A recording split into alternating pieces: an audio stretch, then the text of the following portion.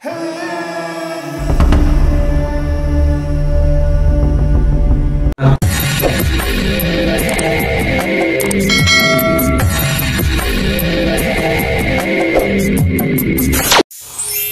what's up mga tangay? Welcome back. This is my YouTube channel, Katangay PLC. Alright, isang mapagpalang araw mga tangay. Good morning, good afternoon, at good evening. Alright mga tangay, mag-reaction tayo for today dito nga sa pag-live ni Kuya Bal. At kinonfirm na nga ni Kuya Bal na si Rina ay ibinalik ni Nanay Melanie ng nanay ni Rina sa kay Kalinga Prab o kay Kuya Bal. Ito mga tangay, inuna niya at nireactionan ko na ito mga tangay.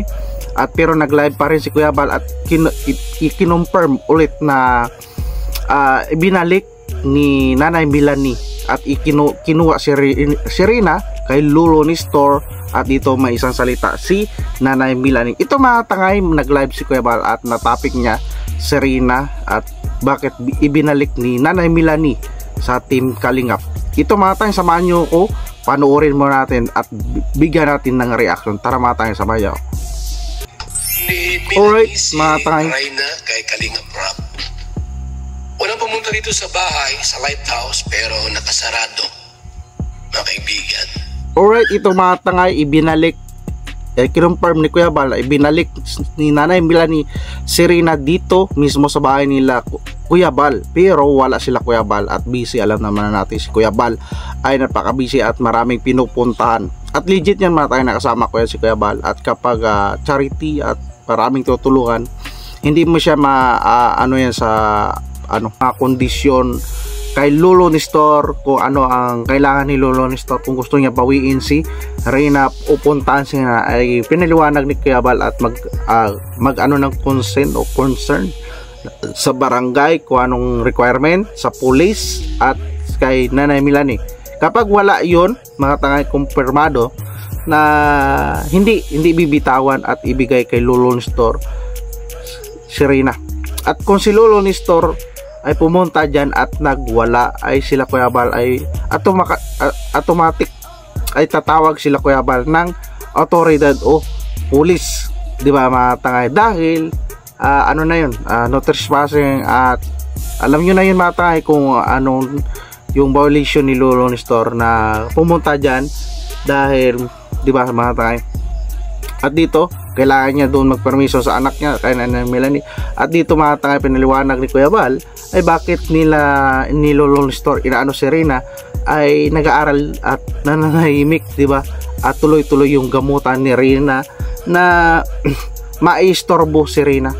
Imbis si Rina mag-focus sa pag-aaral niya, na-enjoy niya yung buhay, ay kung doon kay Lolo Nestor, kung sa mission doon mga tangay, hindi pa nalagaan o napakain, napainom ng gamot, di ba mga tangay? At ito mga tangay, yung update ni Kuya Bal na pinag-usapan, hindi ko alam kung pinag-usapan nila. At ito na naliwanagan na tayo at nabanggit Kuya Bal yung mga proseso.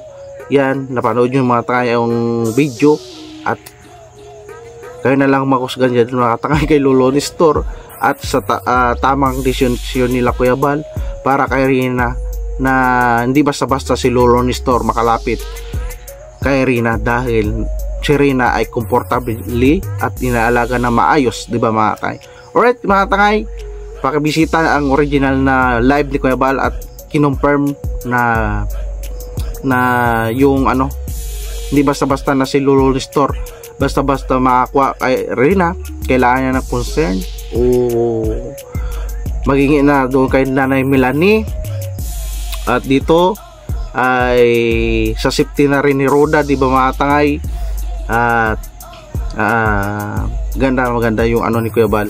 At pakibisita na lang mga tangay, panoorin natin. Andun skip ad si Ate Edna, si Kalinga Prab at si Kalinga Ido, Royal Umalalag, Rachel Morales Vlog, Kabisnes Official, Papadins TV at lahat mga charity vlogger. At mega love shoutout sa Team Kalinga community supporters, sa Rina community supporters, sa Idrika community supporters, sa Rachel community supporters at iba pang community. Mega love shoutout.